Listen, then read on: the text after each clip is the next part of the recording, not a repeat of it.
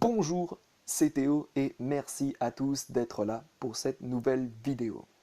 Pourquoi les Français sont-ils aussi réticents, aussi méfiants concernant le vaccin contre le Covid? Il y a quelques mois, l'objectif semblait irréalisable.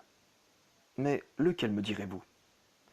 Celui de trouver un vaccin contre le Covid pour début 2021. Mais les récentes annonces des laboratoires, Moderna et Pfizer notamment, ont changé la donne.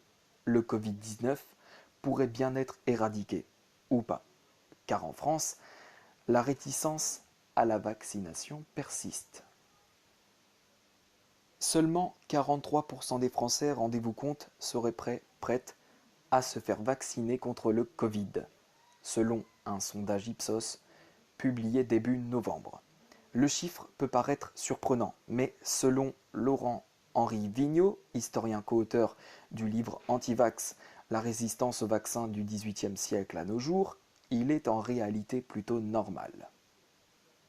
L'antivaccinisme a toujours existé. Il y a beaucoup de motivations ordinaires à ça, indique-t-il. Certaines personnes pensent qu'il faut accepter la maladie, d'autres pensent carrément que les vaccins sont des poisons, ou encore d'autres pensent qu'ils sont inefficaces. Les Français se souviennent aussi de leurs déceptions antérieures, ajoute Mounia Ossine. Cette biostatisticienne spécialisée dans le suivi des effets secondaires des vaccins prend l'exemple du vaccin ROR, rougeole au rayon rubéole, soupçonné de causer l'autisme. De telles polémiques participent au manque de confiance envers les vaccins et par la même occasion envers les institutions qui les autorisent. L'antivaccinisme reste cependant minoritaire. Les antivax ne peuvent avoir d'audience qu'à l'occasion de phénomènes très particuliers, explique Laurent-Henri Vigneault. Par exemple, lorsque le Parlement vote pour rendre un vaccin obligatoire ou alors lorsque survient une pandémie de Covid-19. L'ère actuelle est en effet propice à la méfiance et ce pour plusieurs raisons.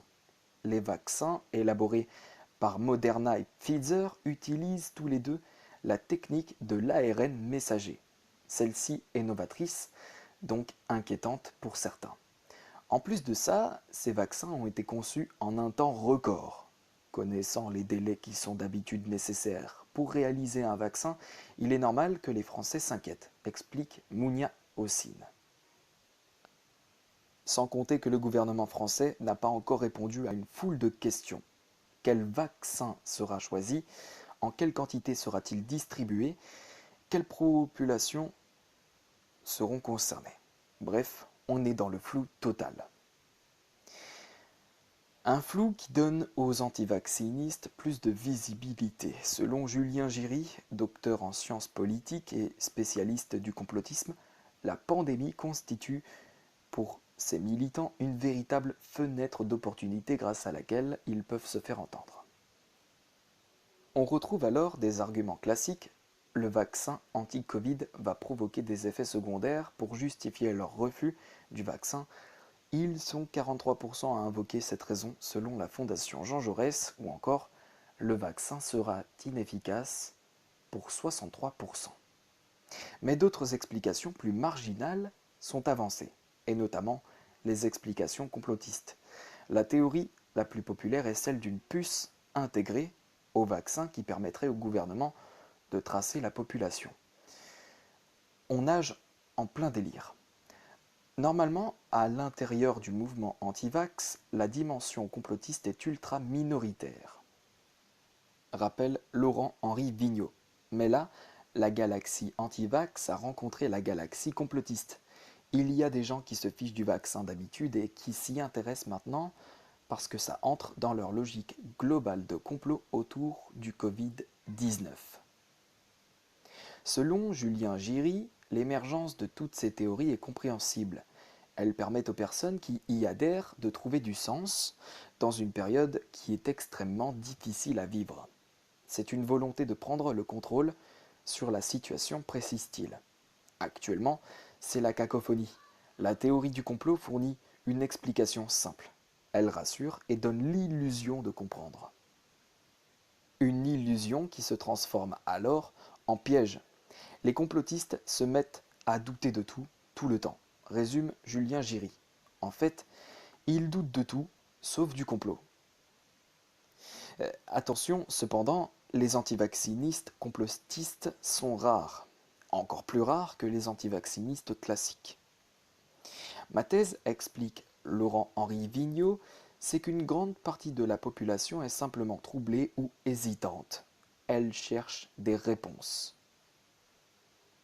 Il y aurait alors d'un côté des antivaccinistes convaincus, souhaitant populariser leur discours, et de l'autre des Français méfiants parce qu'en manque d'informations. Pour inciter cette population à se faire vacciner, il faudrait donc dissiper l'incertitude qui entoure le nouveau vaccin.